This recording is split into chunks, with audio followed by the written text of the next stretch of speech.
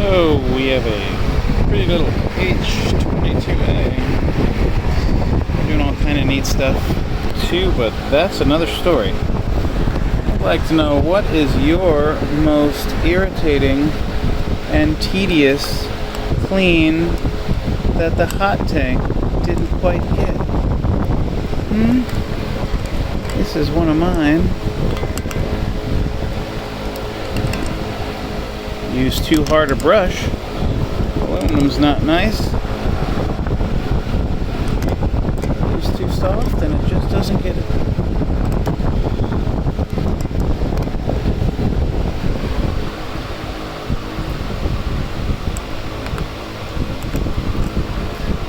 I'd love to see and hear about your most annoying,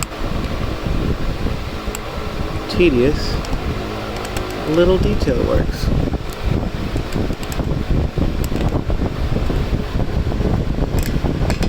Have a good night.